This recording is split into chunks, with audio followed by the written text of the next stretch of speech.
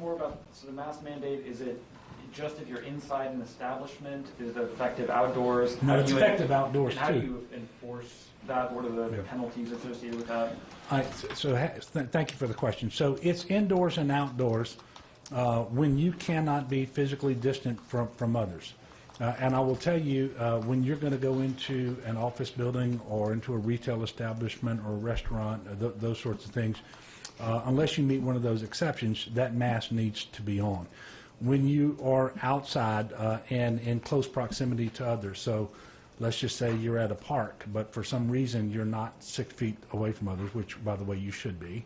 You shouldn't really go to a park if you can't be 6 feet away from others who are not from your immediate household. You're going to need to have your mask on.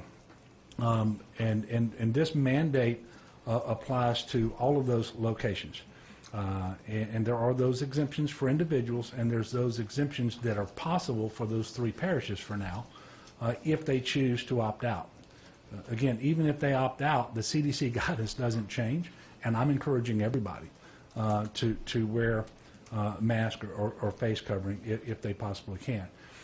With respect to enforcement, we are going to require businesses to tell people they have to have a mask on. Now, the businesses and organizations, they're going to be allowed to accept a representation from someone that they meet one of those categories of exemption.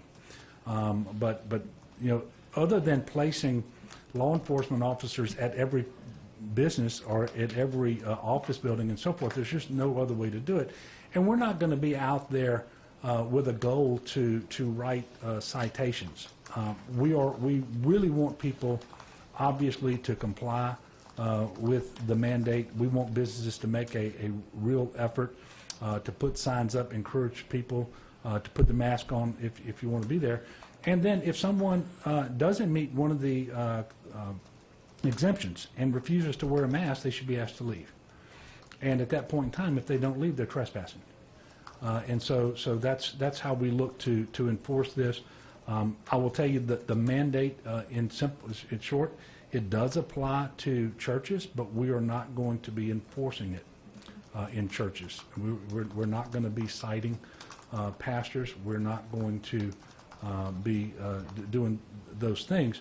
But I am encouraging them to understand that particular setting, because you have people there often for an hour or longer, it really is important that they wear that mask.